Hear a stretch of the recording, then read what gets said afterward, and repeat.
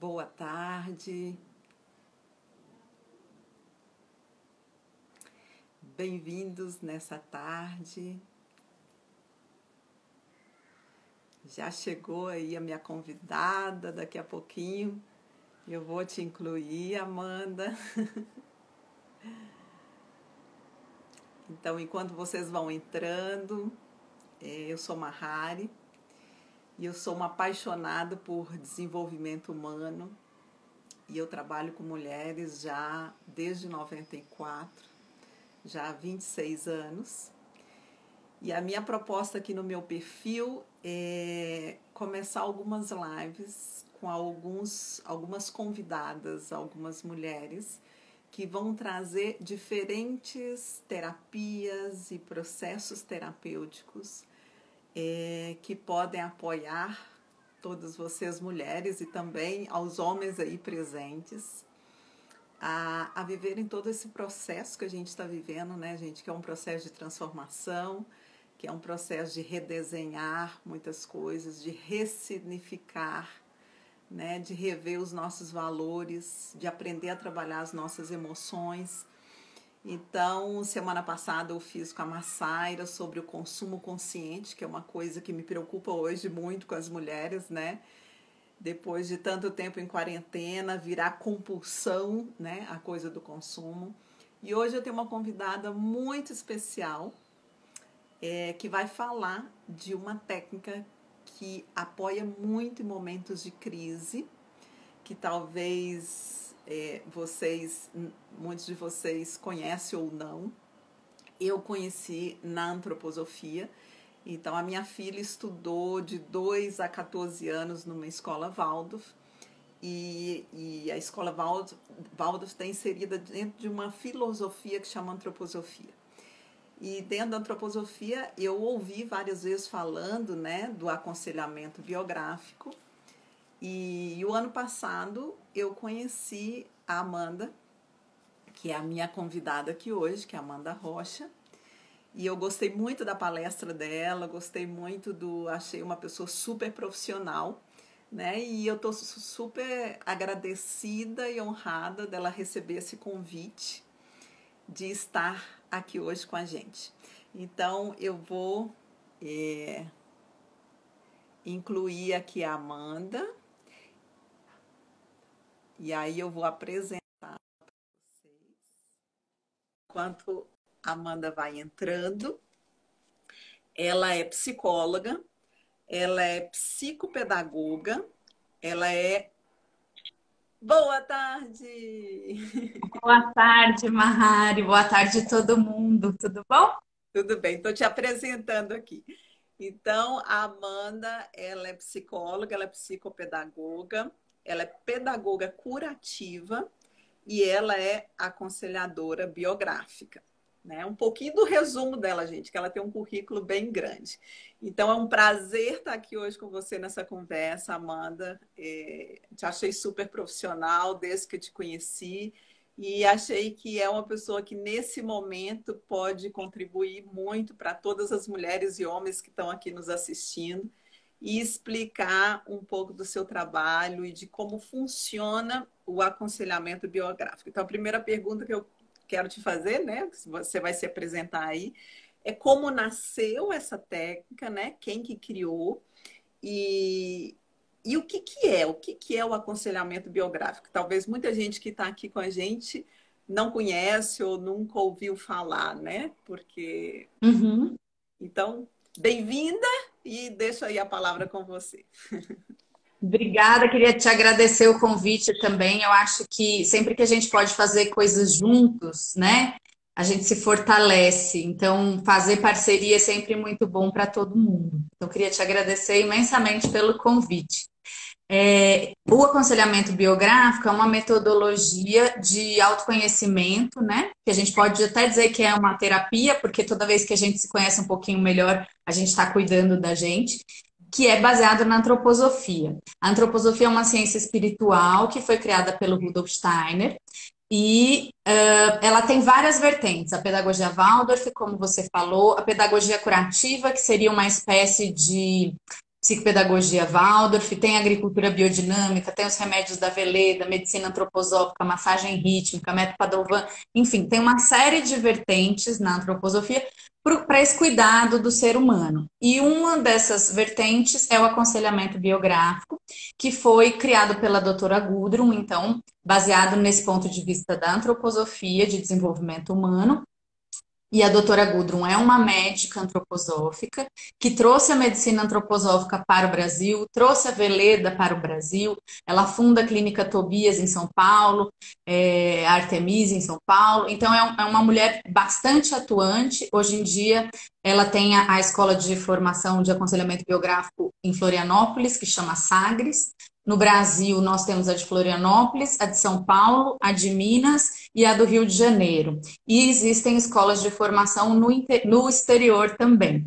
E aí tem uma outra pessoa que fala também desse desenvolvimento, né, humano e trabalha terapeuticamente nesse sentido de aconselhamento biográfico, que é o Bernard Livergood. Então, na Europa tem pessoas que seguem mais ele, mas tem muita gente na Europa que segue a metodologia da doutora Gudrun, que é bastante interessante e bastante eficaz. Tá. E aí você pode explicar para a gente um pouquinho o que é o aconselhamento biográfico, o que é essa técnica? Então, o Steiner vai dizer que o ser humano, para se desenvolver completamente, né? Então, para ele desenvolver o corpo físico, ele precisa de 21 anos, que é quando a gente para de crescer, e o nosso corpo está pronto. É óbvio que a gente vai envelhecer depois disso, mas a gente não vai ficar mais alto, né? E nem vai mudar o formato do rosto, a não ser que seja com uma incisão cirúrgica ou do corpo, ou o que quer que seja, né? Enfim. Então a gente demora 21 anos para desenvolver esse corpo físico. Depois a gente demora mais 21 anos para desenvolver nossas almas, né? E aí o que é isso? É saber lidar com as emoções. A gente apanha muito das nossas emoções até a gente aprender a lidar com elas. Acho que é mais então a gente demora anos, né? Mais que isso, né? No meu caso foi mais de 21. Ainda estou aprendendo aos 50. Pois é. Mas é assim, vamos dizer então que é um intensivão de aprender a lidar e de elaborar e de transformar. E aí, dos 42 em diante, que aí seriam mais 21 anos até os 63, a gente desenvolveria esse aspecto espiritual, que a gente pode pensar também que é, assim, eu já recebi uma série de coisas. Eu tenho um corpo, eu tenho as minhas emoções, eu sei lidar com elas, eu sei agir, eu sei pensar, eu tenho. Então, eu percebo que com 42 anos que eu sou um ser humano adulto e pleno de potencialidades. E aí, a partir dos 42, eu posso doar essas potencialidades para o mundo. Então, até os 63, a gente vai estar desenvolvendo essa benevolência, essa sabedoria, esse saber ouvir, saber pensar, saber imaginar. A gente vai se transformando num ser humano melhor. E aí, a gente estaria pronto enquanto ser humano aos 63 anos. Nossa. E aí, a partir daí, a gente, lógico que a gente sempre pode melhorar mais, né? Mas a partir daí a gente estaria livre de uma obrigação de ter que se lapidar, ter que melhorar. A gente vai fazer isso em liberdade, né? E de modo geral é o que a gente faz. Quanto mais a gente vai envelhecendo, menos a gente tem receio em doar. A gente quer doar, a gente quer fazer as coisas que a gente tem que fazer por amor e não por obrigação. Mas a gente tem um caminho todo para aprender isso, né? Então eu falo muito para os meus pacientes que são mais jovens, tem 20 e poucos, que nessa época a gente quer coisas e a gente precisa fazer coisas. Então são duas searas diferentes. Conforme o tempo vai passando, se eu quero uma coisa, então eu preciso fazer tal coisa, né? E depois é assim, já que eu preciso, então eu quero. E fica tranquilo.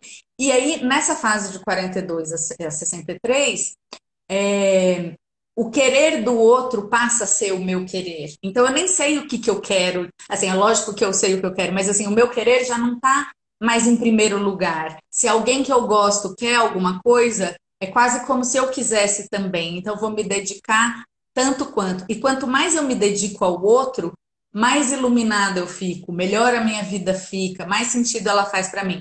Mas para tudo isso, a gente precisa ter feito uma vida com sentido, né? E para fazer uma vida com sentido, a gente precisa saber o que a gente quer. quem a gente é, o que que a gente dá conta de fazer. E para saber de tudo isso, a gente precisa parar um pouquinho e olhar para a gente, né? Então, não só o aconselhamento biográfico vai te possibilitar saber tudo isso, mas é um método que eu considero bastante eficaz e breve para você chegar nessa essência de quem é você, quais são as suas potencialidades, quais foram as suas dificuldades ao longo da sua vida, por que que você teve essas dificuldades e não quaisquer outras dificuldades, né? Porque tem umas coisas que acontecem com a gente, podia acontecer com qualquer pessoa, mas aconteceu com a gente. Podia ter acontecido qualquer outra coisa, mas foi aquilo que aconteceu. Então, o aconselhamento biográfico ajuda a gente a entender por que que as coisas acontecem com a gente. Dá para a gente entender também como deixar de sofrer determinadas coisas, porque tem coisas que a gente provoca.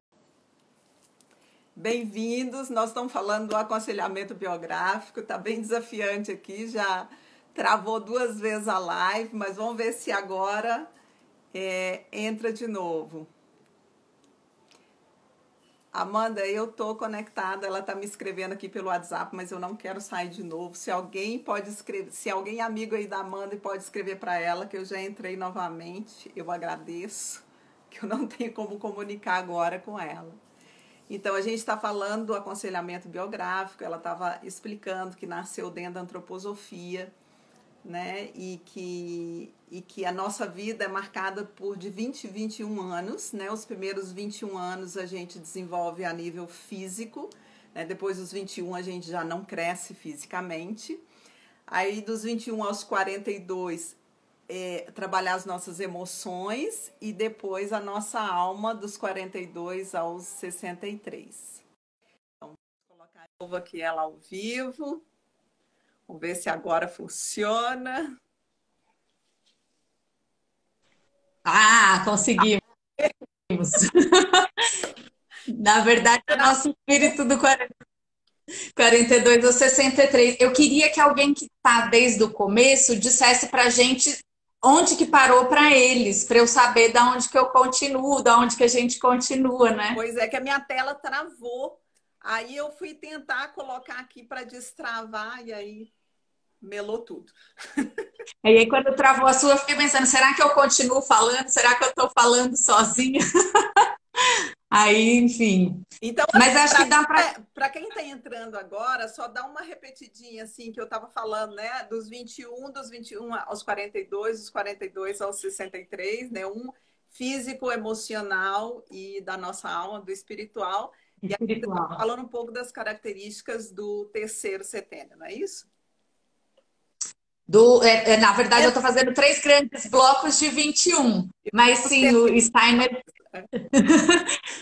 Steiner vai trabalhar com a ideia de setênios, que são períodos de 7 anos, né?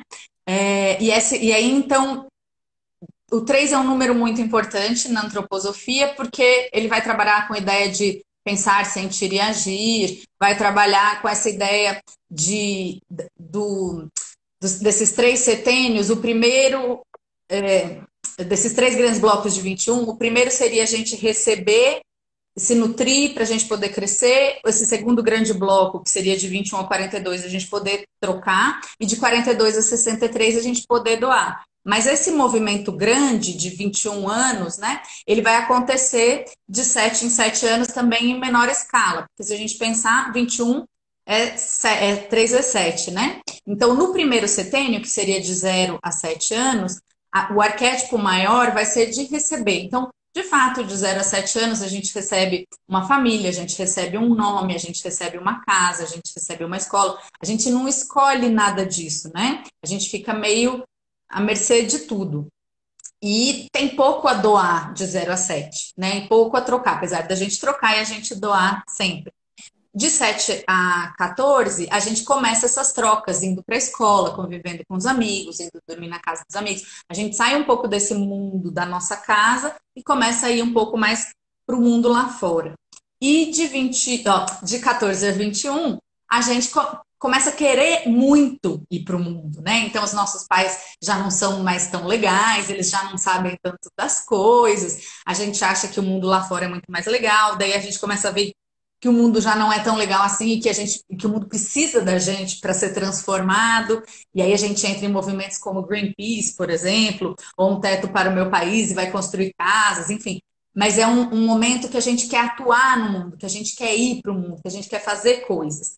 Então, esses arquétipos de receber, trocar e doar, eles vão se repetir em menor escala, porque eu posso colocar isso em um ano de vida, ou num dia, ou numa semana, e também em maior escala, que aí eu fiz essa grande divisão, né? Que o Steiner vai dizer que a nossa vida é até os 63, não no sentido de que chega aos 63 a gente morreu, mas no sentido de que até os 63 a gente tem que trabalhar em cima da gente, dos nossos sentimentos, das nossas emoções e da nossa ação do mundo, ter uma ação acertada no mundo. Pensar a respeito dos nossos gestos, das nossas atitudes, das nossas emoções, enfim.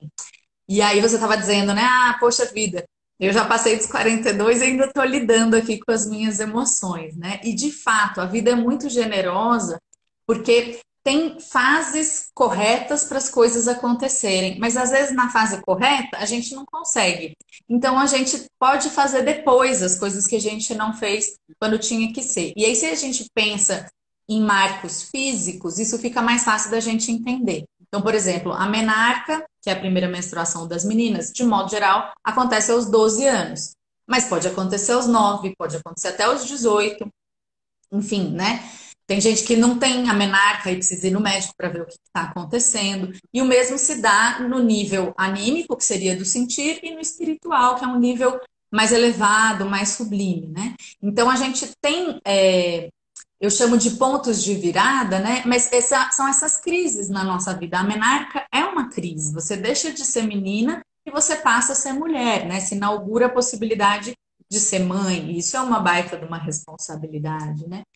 Então, essas crises, elas são potências na nossa vida, são dificuldades, mas que trazem uma possibilidade. E aí, em chinês, o mesmo ideograma para risco e oportunidade é o ideograma de crise. Então, sempre que a gente vive uma crise, a gente tem um risco de deixar de existir, ou daquela coisa deixar de existir, daquele relacionamento, daquele emprego, daquela amizade, do que quer que seja, né? Quando a gente passa por uma crise, é o típico ou vai ou racha. No casamento, é muito claro isso, né? Se você supera uma crise no seu casamento, ele fica mais fortalecido a partir dali. Mas pode ser que o casal não consiga superar aquela crise e o casamento acaba ali. E tudo bem, né? A gente fica com a ideia de que quando algo acaba é ruim. Não, algo acaba para que algo novo possa começar. E quando uma coisa acaba, é porque ela deveria acabar de modo geral. A gente faz de tudo para manter o que a gente quer manter, ou deveria fazer, né? Então, o aconselhamento biográfico ajuda a gente a entender, assim, essas crises. Que crises que eu vivi, que crises que eu deveria ter vivido. Isso que eu estou vivendo agora, só eu que estou vivendo? Sou eu que cacei sarna para eu me coçar? Ou todo mundo que tem a minha idade passa por isso? Porque quando a gente está na escola, fica muito claro. A gente vai vivendo todo mundo junto, então suas amigas, seus amigos estão vivendo mais ou menos a mesma coisa, você sabe o que você deveria esperar da sua vida. Quando a gente fica adulto, parece que dá uma afrouxada, assim. Então você não sabe se o que você está passando é porque você que está com algum problema muito sério ou se é isso mesmo, todo mundo na sua idade passa por isso mesmo, né? Então eu acho interessante, acho que o seu público é mais da nossa idade, vamos dizer assim, né? Então, tem um público jovem, mas eu dei uma pincelada nos 3 primeiros setênios, eu vou dar uma pincelada nesses pontos de crise dos 21 em diante. Então, 21 anos é quando o nosso corpo fica pronto. Porque tem gente que entrou agora, gente, nós estamos falando de aconselhamento biográfico. Amanda, ela é psicóloga, ela é psicopedagoga, ela é formada em pedagogia curativa e aconselhamento biográfico, que é uma técnica que nasceu lá na antroposofia, e ela, né, já falou um tempo que começaram a entrar várias pessoas. Só uma perguntinha, você falou dessas idades super marcadas aí dos 21 em 21, né? 21, 42, que tem uma pessoa que falou, Jesus, eu estou com 42 anos. São realmente idades de pontos de grande virada, essas 3 idades, 21, sim, 42, 63? Sim, então, essas especial... Sim, assim, e é importante entender que, assim, 21 pode ser 21, mas pode ser 20, pode ser 22, dependendo da pessoa, pode ser até 24. Tem gente que vai ter vai ser um pouco adiantado, tem gente que vai ser, aliás, vai ser um pouco adiantado, tem gente que vai ser um pouco atrasado, tem gente que vai estar, mas aí eu vou falar aqui do que é o regular, né? Do que a gente imaginaria que fosse a média, mas pode ser um pouco para mais, um pouco para menos. Então, 21 é uma grande crise, porque o nosso corpo está pronto e a nossa parte espiritual ou a nossa essência, que é o que me faz ser Amanda, né? Se eu tivesse uma irmã gêmea idêntica, ela não seria idêntica a mim nos gestos, na forma de pensar, na forma de ser. Então é isso que eu estou chamando de essência, é o que me faz ser quem eu sou. Se eu habitasse o seu corpo, talvez eu virasse cabelo para o outro lado, talvez eu usasse ele preso, não tenho a menor ideia. Se você habitasse o meu, certamente você ia habitar ele de uma forma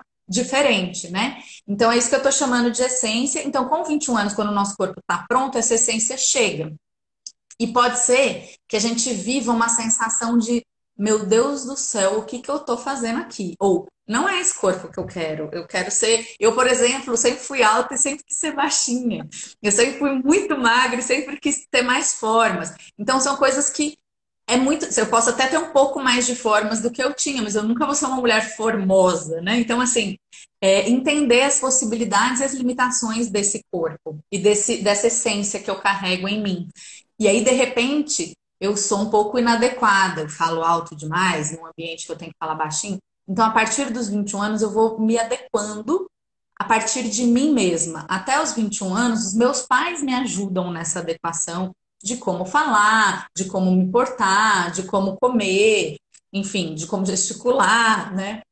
E aí, a partir dos 21, eu vou carregar essa voz, né, dos meus pais, vamos dizer assim. Então, engole esse choro, o mundo não gira em torno de você, querer não é poder, enfim, nessas broncas que nossos pais dão ao longo da nossa vida. E eu vou pensar se eu vou carregar isso comigo ou não. E vou também entender o que que eu preciso ajustar na minha vida para ser um ser humano melhor. E às vezes, o meu ideal de ser humano melhor não é o mesmo ideal de ser humano melhor dos meus pais. E tudo bem, desde que haja respeito entre as partes, né? E isso é muito importante da gente entender também, que ninguém muda ninguém. Eu, como terapeuta, não tenho varinha de condão de mudar ninguém.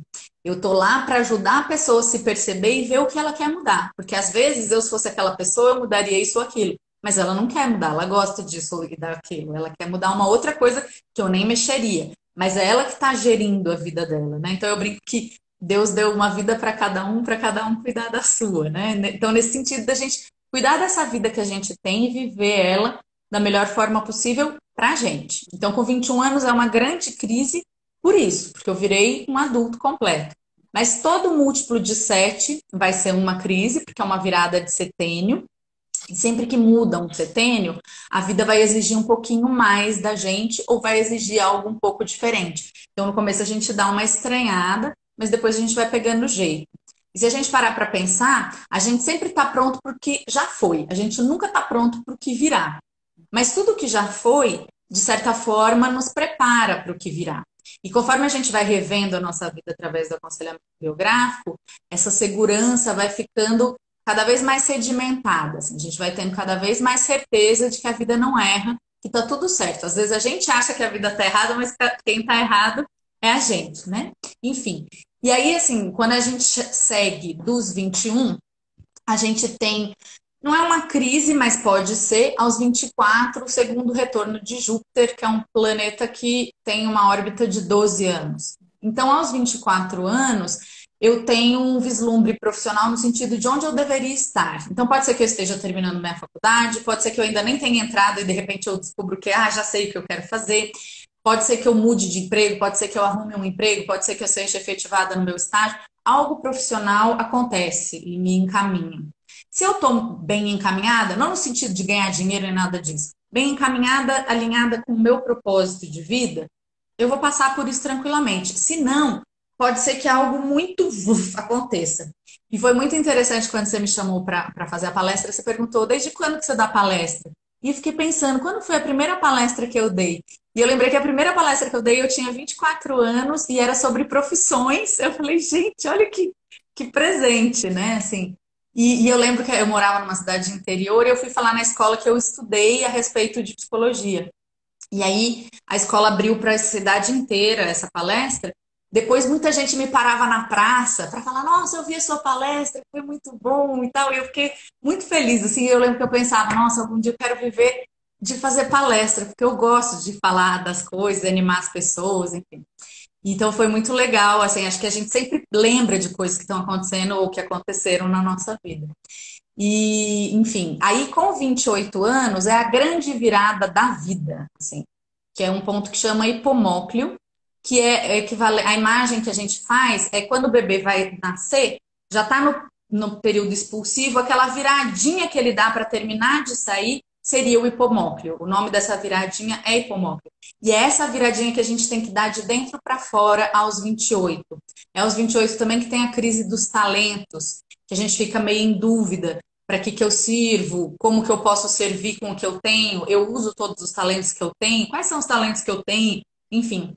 E é um momento também da gente olhar para a nossa família de origem com gratidão por tudo que a gente recebeu, por tudo que a gente é, por tudo que eles fizeram para a gente, mas entender o que que é nosso e o que que é da nossa família. Eu posso escolher, por amor e gratidão, carregar algo que é um legado familiar, mas eu posso escolher também, com amor e gratidão, a devolver esse legado e falar: mãe, esse problema não é meu, esse problema é seu. Pai, esse problema não é meu, esse problema é seu. E dar uma aliviada na nossa mochilinha, vamos dizer assim. Ou eu posso carregar, mesmo sabendo que não é um problema meu, e tentar resolver esse problema em nome de todos nós, né? De todos os que vieram antes. E é um momento também divisor de águas. A partir dos 28 anos, se eu sou infeliz, se eu sou mal-sucedida, se eu sou mimada, se eu sou qualquer coisa, eu não posso falar, eu sou assim porque a minha mãe não sei o quê, porque meu pai não sei o quê, porque minha avó, porque a minha irmã. Não. Eu sou assim porque, de certa forma, eu escolhi ser assim. Ou porque eu fui omissa, ou porque eu não me esforcei, ou porque, enfim, né? É óbvio que tem coisas que são muito difíceis da gente deixar de ser ou passar a ser, e tem coisas que nem são pra gente, então, por mais que a gente se esforce, não vão ser, mas tem coisas que é possível, assim. Então, a minha mãe sempre trabalhou muito e nunca estava em casa porque ela estava sempre trabalhando muito. Então, no final de semana, minha mãe não ia ficar lavando, passando, cozinhando, arrumando. A gente tinha empregado durante a semana e no final de semana a casa virava um caos, assim. A gente sujava toda a louça do armário. Conforme eu fui crescendo, aquilo foi me incomodando, assim, aquela louça cheia, aquela pia cheia de louça. E eu lavava, então, no final de semana, porque minha mãe não ia lavar, e era um ponto dela na vida. E eu, louca da limpeza, da faxina, da organização, aprendi a cozinhar e queria muito isso. Então, eu poderia ficar num lugar de, eu não aprendi a cozinhar e cuidar da casa porque minha mãe não sabe, não me ensinou, mas eu posso também dizer, justamente porque minha mãe não sabia, não valorizava, eu senti necessidade. Mas é uma questão minha, não é da minha mãe. A questão da minha mãe é que ela escolheu viver desse jeito e foi bom para ela. Ótimo. E que bom que ela foi assim, que bom para mim que ela foi assim, porque eu pude ser desse jeito que eu sou. E eu gosto de ser do jeito que eu sou. E eu poderia querer ser como ela também. Enfim, então a gente escolhe o jeito que a gente quer ser na vida a partir dos 28. Tem muita gente que vive, eu já tive paciente com 50 anos que estava vivendo uma vida que os outros estavam escolhendo para ela. Então, com 50 anos, ela entendeu que ela não queria ter casado, ela não queria ter tido filhos, ela não queria ter vivido nada do que ela viveu. Ela só viveu tudo isso porque era aquela coisa, tem que casar, depois que casa tem que ter filho, depois que tem filho tem que mudar para uma casa maior, depois que muda para uma casa maior tem que ter outro filho. E ela não queria nada disso. E aí, de repente, ela com 50 anos se viu tendo vivido uma vida que ela não parou para pensar se era a vida que ela queria, se não era, enfim. E aí, então, ela estava lá, de certa forma, né, nos 28. Então, dá tempo, né? E aí ela foi, o que eu quero ser, quem eu sou, para onde eu vou. Então, é muito legal a gente perceber isso, que sempre dá tempo da gente ser o que a gente quiser ser, né? Lógico que eu agora, se eu quiser ser Miss Brasil, já não posso mais. E você acha que tá bom assim, nesse Tá ritmo? bom. Posso falar Eu só estou preocupadinha um pouco com o tempo para com o poder tempo? falar, até porque tem gente aí com mais de 60. E eu acho que eles estão querendo que você chegue lá. Então eu vou pular já, porque 28 é muito importante, vou pular já para os 42, que é importantíssimo também, que é um super ponto de virada, que tem muita gente que deprime nessa idade, tem muita gente que se separa nessa idade. Eu tô com 40, ainda não cheguei lá, mas me dá até um medinho, assim, porque pelo que eu vejo, é como se a vida desse a reviravolta, assim, jogar a gente no chão. Porque tem uma série de crises que vêm antes dos 42. E os 42 é quando eu termino essa parte do anímico e me encaminho para a parte do espiritual. Então tem coisa que eu não posso muito deixar para trás. O 42 é dois em um. É um ponto de virada de setênio e de etapa de amadurecimento humano. Então tem coisa que, se eu fiz por bem, ótimo. Se eu não fiz, a vida vem e ajuda, e às vezes de um jeito puxado, assim. Minha amiga Então, está comentando aí de novo, ela está nos 42. o que eu tenho que Coração estar tão atento a tranquilo, 40. né, Massaira, para você? Manda, tem gente aí escutando a gente do Panamá, de Miami, de vários lugares. Você tá famosa, tá? Independentemente do lugar que a gente tiver no mundo, essas leis valem. Tenho certeza, assim, de que coisas que eu tô falando aqui, as pessoas vão falar, nossa, foi isso mesmo, ou não foi com essa idade, foi um pouquinho antes, foi um pouquinho depois, mas é incrível. Então, 42, o que que acontece? É uma crise existencial que eu me pergunto, ok, eu já sei quem eu sou, eu já, de modo geral, tenho uma profissão, já sei para que eu sirvo e tal, mas a questão é o como que eu sou quem eu sou, como que eu sirvo, da forma que eu tenho para servir. E eu preciso fazer o meu casamento anímico, que é casar o meu lado feminino com o meu lado masculino. Então, a gente, como mulher, por dentro a gente é homem. E os homens, como homens, por dentro eles são mulheres, assim, são femininos, né? O ânimos e a ânima. E aí, dependendo de como eu faço esse meu casamento anímico, eu comigo mesma, se eu não me casei muito bem comigo mesma, eu vou projetar em quem? No meu parceiro, ou na minha parceira, né? Depende. E aí, isso pode ser muito nocivo, porque eu não vou, como eu disse, ninguém muda ninguém. No máximo, a gente consegue mudar a gente mesmo. Então, se eu começo a projetar no meu parceiro, pode ser que o meu casamento acabe. E pode ser que ele também projete em mim. Então, fica um projetando o outro, como se um deixasse de ver o outro, né? E aí, uma imagem que eu gosto muito para os 42 anos, são duas pessoas, cada uma no seu barco. Isso, entrou de novo a Amanda aí. Tô te esperando, Amanda. Me convida que eu te aceito.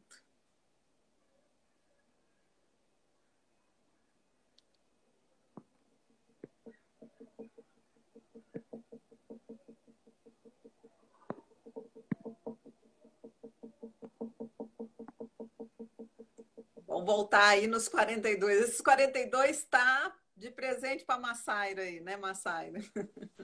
Pronto. Isso. Vamos nesses pontos de virada. Faz parte da live. Então, eu vi, enquanto isso, que alguém comentou que o bicho pegou quando a pessoa tinha 19. 19 é próximo de um ponto de virada, que são os 18,5. Aí eu não vou falar deles, mas se quiser entrar lá no pontos de virada, tem falando, chama primeiro nó lunar, o que acontece com 18,5. Com 42, então, que eu estava dizendo, né? A gente precisa, então, promover esse casamento anímico interno para que isso não se repercuta nas nossas relações externas. E a gente precisa também entender isso. Para que a gente serve, como que a gente serve, sem deixar de ser a gente, né? Porque também tem isso. Se eu passei uma vida à mercê do que os outros esperavam de mim, eu fico sem saber quem eu sou. E eu preciso saber quem eu sou com 42 anos para continuar a minha jornada. E aí, eu acho que é o Steiner que diz que a gente só é um adulto completo com 42 anos. Então, né, se a gente acha que já é adulto com 18, doce ilusão. É um longo processo. E aí a gente começa esse desenvolvimento espiritual, né? Que vai exigir mais uma serenidade, uma preocupação menor comigo e uma preocupação maior com o outro. Então eu vou perdendo a minha visão para poder enxergar mais longe. Eu vou perdendo a minha audição para ouvir o não dito.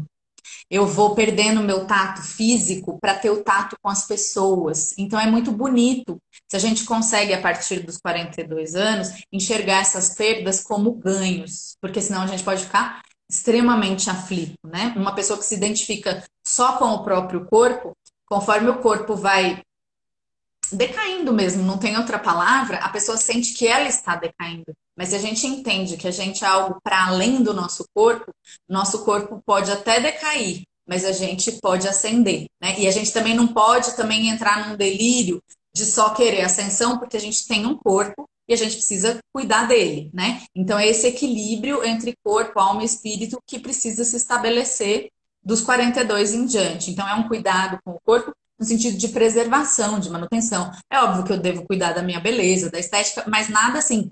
Eu com 42 não devo querer ter um corpo que eu tinha quando eu tinha 20 anos, porque senão eu vou sofrer e eu posso até ter, hoje em dia, né? Tem muitas técnicas, mas não é real. E uma hora o meu corpo vai acabar, né?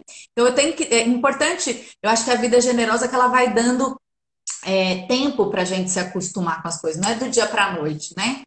E, enfim, então 49 é um outro ponto de virada muito importante e também é virada de setênio, especialmente para as mulheres, que é a fase da menopausa. E aí, se a gente tem essa lógica de perder fisicamente para ganhar espiritualmente, a menopausa passa a ser uma coisa maravilhosa. Por quê? Porque a força que antes estava na minha região abdominal, né? Ela se desprende e ela começa a subir em forma de calor, então as mulheres sentem o calorão, e essa força criadora, que antes eu podia gerar uma vida e gestar uma vida no meu ventre, ela sobe e eu posso gerar algo a partir das minhas mãos, a partir da minha emoção ou a partir da minha cabeça. Então, esse calorão é essa força criadora se desprendendo, e se eu tiver essa sagacidade, se eu permitir que essa força se desprenda, eu posso usar essa força com sabedoria que agora eu tenho em outras coisas. Então, eu posso aprender a pintar, bordar, costurar, tocar um instrumento, escrever um livro, mudar de profissão, se eu quiser. Eu posso o que eu quiser. Então, eu vou entender que eu sou uma potência, mas em outro nível. Não mais no nível de gerar um ser humano, mas de gerar outras coisas. E pode ser muito lindo esse processo, assim. Eu, E por exemplo, difícil porque é uma crise. eu criei a Daquine junto com a minha sócia, eu tinha 49 anos.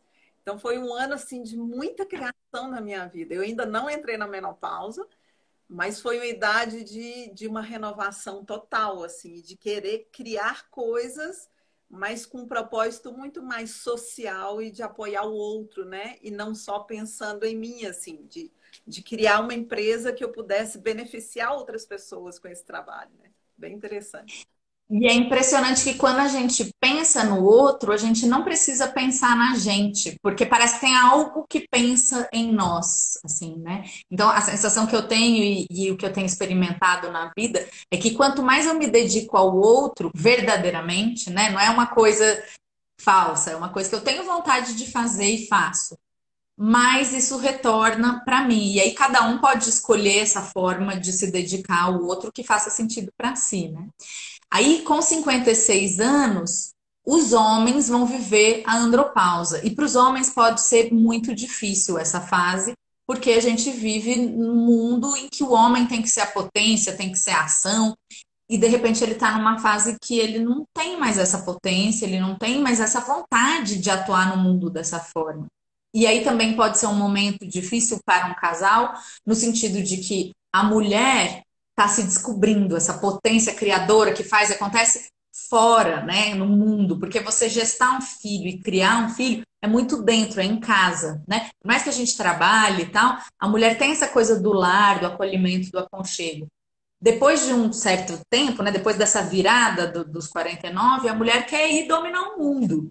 E o homem que viveu dominando o mundo, ele quer ficar recolhidinho, quieto, ele quer ter a caverninha dele, o cantinho dele no mundo. Então fica muito desencontrado esse casal, né? Porque um quer conquistar o mundo e o outro quer ficar guardado em casa. Como que faz isso? Então, assim como a nossa vida individual, a vida de casal, ela tem que ter uma consciência do que nós estamos construindo juntos, do que nós estamos criando juntos, para além dos nossos filhos, né? Porque filho cresce e vai embora. Tudo bem que depois vem os netos. Mas tem que ter um plano em comum. E se não tem um plano em comum, será que eu tenho que estar com uma pessoa que não tem mais nada a ver comigo? Porque às vezes a pessoa teve muito a ver comigo a vida inteira e a gente criou coisas incríveis, só que eu fui mudando um pouquinho para cá, ele foi mudando um pouquinho para lá, e a gente foi mudando, e quando a gente viu, tava cada um num canto, né? E a gente pode terminar e ser amigo, e ser pai de mesmo filho, ser avô de mesmo neto, mas não precisa mais ser casal. Ou não. A gente não tem mais, nossa, a gente está sem nenhum plano em comum. O que nós vamos criar agora? Ou como que eu vou respeitar o seu tempo e o seu momento, e você vai respeitar o meu tempo e o meu momento, e a gente vai continuar junto? Porque o amor faz coisas incríveis, né? A gente pode continuar junto e inventar um propósito comum. Mas é importante que a Só gente para não se perca. só para ver se eu entendi. Então, os 49, a mulher dá esse boom esse calor que você fala, né? Que sobe do ventre para o coração e para a mente, e essa criatividade para algo para o mundo. E o homem, a tendência, então, é recuar e ir para dentro, é isso? Nessa mesma etapa, de Exatamente. 49 a 56. E aí o marco da mulher vai ser 49, que a menopausa geralmente acontece antes, e o marco do homem vai ser o 56, que a andropausa geralmente acontece depois. Pode ser que um homem viva andropausa antes, pode ser que a mulher viva menopausa depois, mas aí lembrando que essa força regular. E aí uma coisa para a gente pensar hoje em dia, tem chegado no meu consultório cada vez mais mães preocupadas com as filhas que têm menstruado cada vez mais cedo e mulheres desesperadas porque têm tido menopausa precoce, né? Então, o que será que isso está significando? Será que a gente está correndo tanto na vida que a gente está se perdendo da nossa própria essência, que a gente está se perdendo do todo e está antecipando tudo? Enfim, não sei, mas acho que esse tempo de pandemia é um bom tempo para a gente pensar em várias coisas, como a gente quer viver a vida, né? E como a gente pode proporcionar uma vida para os nossos filhos ou para quem quer que esteja próximo da gente. E aí é importante também nessa fase de até um pouco antes dos 49, tanto homens quanto mulheres, mas esse setênio, de repente, hoje em dia faz mais sentido, começar a pensar na aposentadoria, né? Que as pessoas vão se aposentar com 60, 65 anos. Então, eu ter 10, 15 anos para pensar numa nova vida é um bom tempo. Porque pode ser que eu queira desenvolver uma nova profissão, pode ser que eu precise desenvolver uma nova profissão, pode ser que eu precise fazer um pé de meia, pode ser que eu não dê conta de parar de trabalhar e eu não vou ter a força e a vitalidade que eu tinha para trabalhar do jeito que eu trabalhava, então vou ter que entender como que eu vou trabalhar. Então é um assunto, a aposentadoria é um assunto que a gente tem que pensar antes, para não ser pego de calça curta depois. Não só na questão financeira, mas na questão vital, porque a gente tem um declínio físico a partir dos 42 muito significativo e cada vez mais significativo. Então, se eu quiser manter meu ritmo de 40 e poucos com 60, eu vou adoecer. Inclusive, tem muita gente que infarta entre 40 e 50 porque quer manter o ritmo dos 20, 30. E não... Então, a gente tem que entender que cada idade tem um ritmo e que quando eu perco daqui, no sentido de ter que reduzir um ritmo, por exemplo, eu ganho dali porque eu não preciso correr mais. Eu já tenho sabedoria, eu posso pôr alguém para correr para mim, eu posso dividir tarefas, eu não preciso sair fazendo tudo sozinho, enfim, né? Então, eu planejar essa minha vida nesse sentido de que eu possa amadurecer em paz, com tranquilidade e possa contribuir com o amadurecimento das pessoas mais jovens do que eu. E aí, com 60 anos, a gente tem uma fase que a doutora Gudrun vai chamar de segundo batismo, que, né, se Cristo foi batizado com 30, então seria um segundo batismo 60, mas que é um momento, assim, de uma paz espiritual, assim, né? Se a pessoa não é cristã, faz sentido também pensar nessa paz espiritual ou nessa conexão com o espiritual, nessa serenidade que vem de dentro para fora, mas é um para fora assim que eu estou conectado. É como se eu soubesse que está tudo bem, que vai dar tudo certo, independentemente do que seja que vem pela frente, né?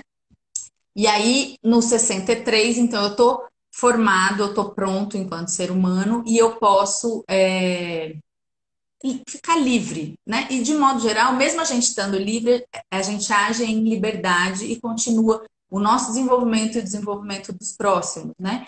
Então, amor é isso, é você agir em liberdade, é você fazer o que precisa ser feito por amor, não porque tem ninguém te mandando, não porque você vai ganhar mais dinheiro, não por assim, né, por nada externo, é de dentro para fora. E aí tem um livro da doutora Gudrun que chama Livres na Terceira Idade, que vai falar dos 63 aos 84 anos. E eu fico muito receosa de falar dessas fases, assim, porque eu tenho estudado elas bastante, tem posts dessas fases é, no ponto de virada, mas elas estão tão distantes de mim que eu fico receosa de falar delas. Eu tenho um paciente de 70 anos que me fala que eu não tenho que ter receio nenhum, que eu falo direitinho, que parece que eu sou até mais velha que ele. Mas eu acho mais interessante as pessoas que estão acima dos 63 buscarem saber, buscarem esse livro ele é bem fácil de ler e ele é bem interessante. Ele vai falar da atuação dos planetas nessas fases, mas basicamente ele vai falando disso, da gente ir aos pouquinhos se preparando para essa decadência física que vai ficando cada vez mais real e concreta através dessa elevação espiritual. Então, tem que fazer um equilíbrio entre essa ascensão espiritual e esse declínio físico. Não dá para querer ascender demais e nem querer evitar essa decadência do físico demais. É aceitar. E aí a doutora Gudrun fala muito de paciência, serenidade, bom humor, como virtudes que devem ser cultivadas depois dos 63, principalmente, mas acho que a vida inteira, né? Porque são virtudes que nos ajudam a viver com mais leveza essas fases. Nossa, que tanta informação maravilhosa. Gente, vocês estão gostando? Eu estou amando, né? É tão bom entender esses pontos de virada. Gente, o Instagram da Amanda chama Pontos de Virada. E lá tem vários posts dela, várias coisas muito interessantes sobre cada uma dessas fases. Vocês podem ir lá buscar, ler. Maravilhosa. Ela é muito boa, é super competente. Então, a gente não tem muito tempo, Amanda, mas eu gostaria que você falasse para a gente assim, em que aspectos realmente essa terapia ou esse processo do aconselhamento biográfico ajuda na vida das pessoas ou em momentos de crise delas, né? Como é que funciona a gente vai ter uns 5, 10 minutinhos para você falar, mas assim, Vou conseguir falar. tá, explicar a nível prático como é que funciona o teu trabalho, como é que funcionam as sessões, como é que isso pode ajudar as pessoas nesses momentos de virada de crise, né? E aí fala, a Amanda atende online, já perguntaram aqui, ela atende consultas online, tá, gente? E presencial em 2 clínicas aqui em Belo Horizonte. Então fala também do teu trabalho, vamos promover o teu trabalho, que você é muito boa, muita gente tem que conhecer o teu trabalho.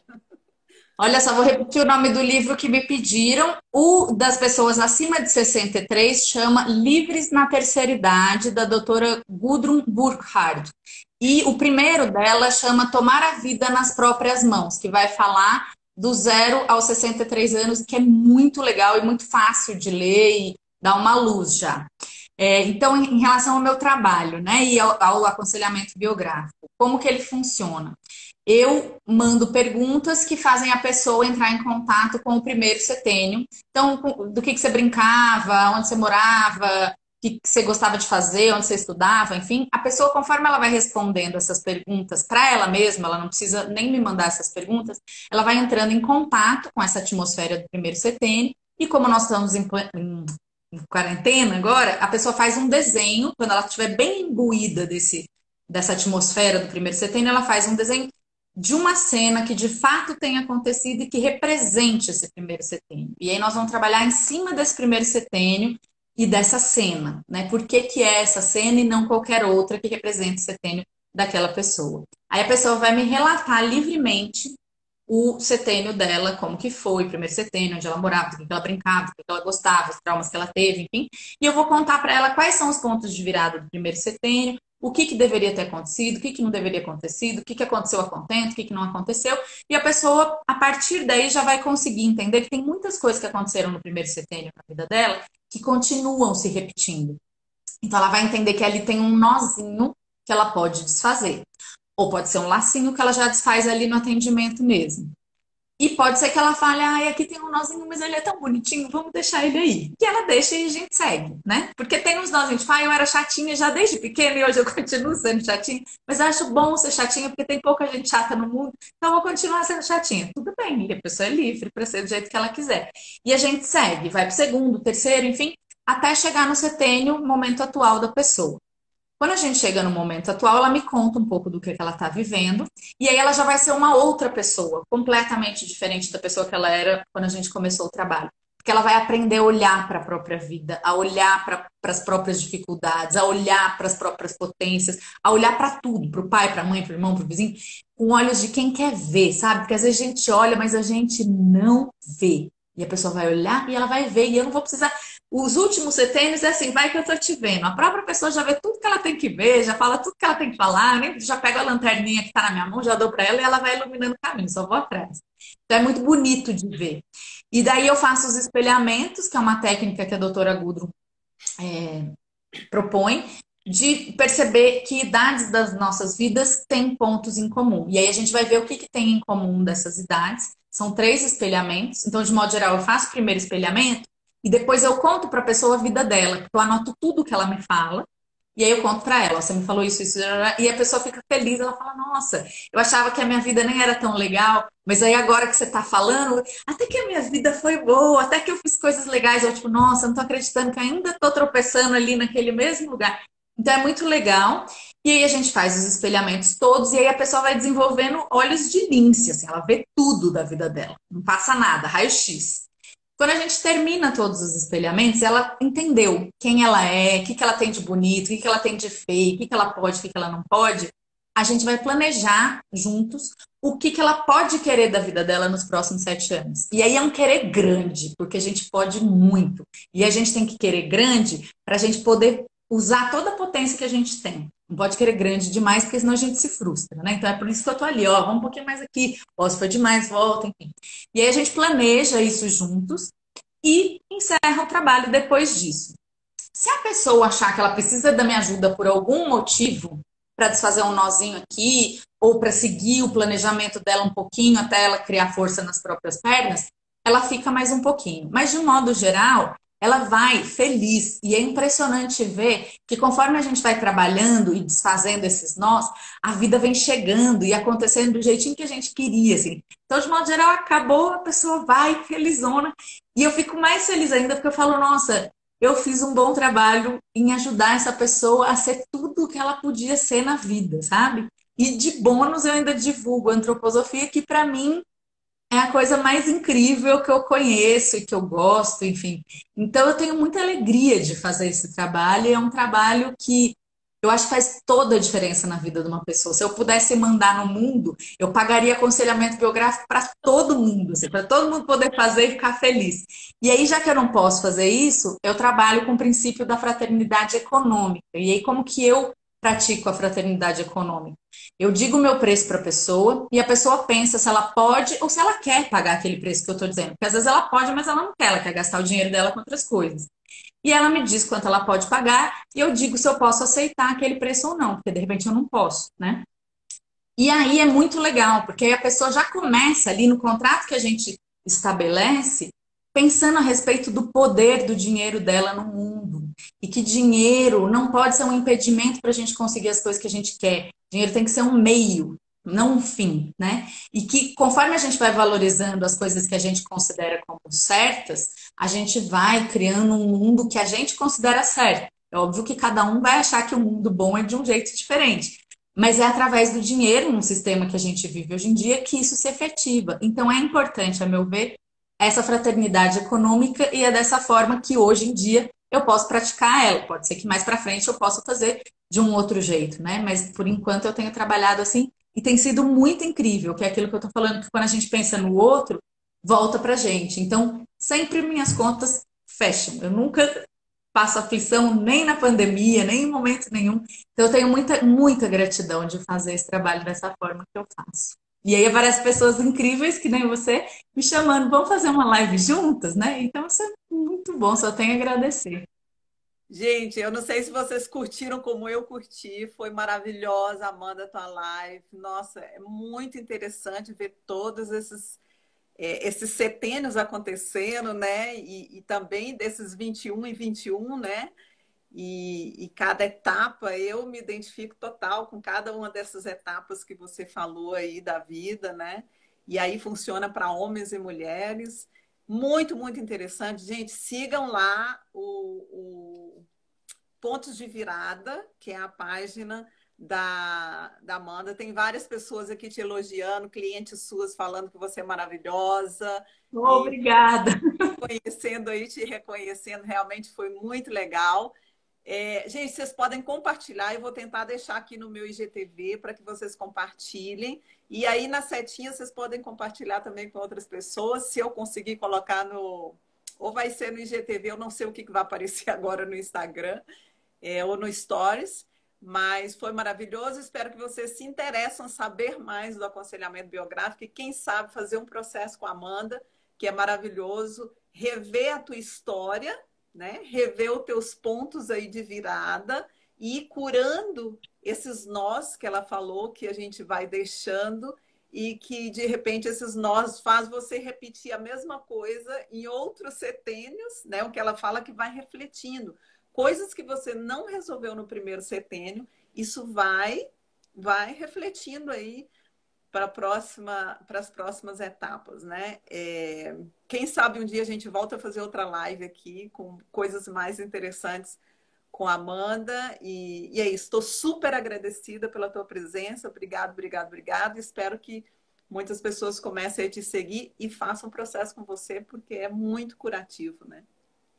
Eu super agradeço. Queria dizer que eu atendo online, porque alguém perguntou, e atendo na Clínica Solares, que fica no Cruzeiro, e no Instituto Artemis, que fica no Mangabeiras. Então, quem quiser conversar comigo, entra lá no Pontos de Virada e a gente pode conversar pelo direct e ver qual que é a forma melhor. Agora, na pandemia, eu estou atendendo só online, mas espero em breve poder voltar para o consultório.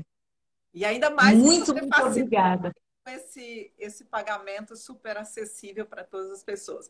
Obrigada, Amanda. Foi maravilhoso. Eu que agradeço. Obrigada. Tchau. Tchau. Obrigada, gente.